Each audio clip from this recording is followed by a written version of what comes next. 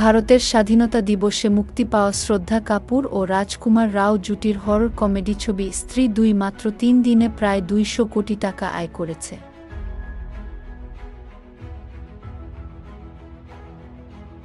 শুধু টাকার অঙ্কে নয়, দর্শক থেকে শুরু করে সমালোচক মহল সবখানেই ইতিবাচক প্রতিক্রিয়াও পাচ্ছেন এই জুটি।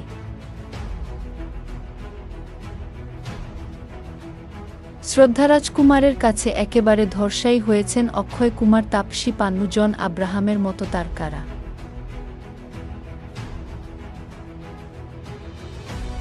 স্ত্রী ২ এর সঙ্গে একই দিনে মুক্তি পাওয়া অক্ষয় তাপসীর খেল খেল মেয়ে এবং জন আব্রাহামের বেদা দুটি ছবি বক্স অফিসে তেমন সাফল্য পায়নি।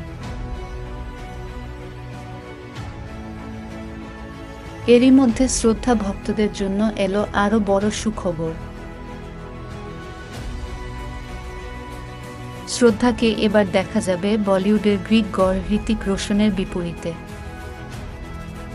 ভারতীয় গণমাধ্যমের প্রতিবেদন থেকে জানা যায়, হৃতিকের ক্যারিয়ারের মাইল ফলক ক্রিশ সিরিজের নতুন ছবি ক্রিশ ৪ এ থাকছেন শ্রদ্ধা কাপুর।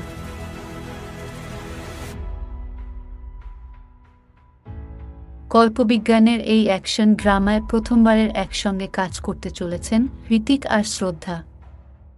এর আগে একাধিক সাক্ষাৎকারে এ অভিনেত্রী জানিয়েছিলেন হৃতিকের কাজের প্রতি নিজের ভালো লাগার কথা।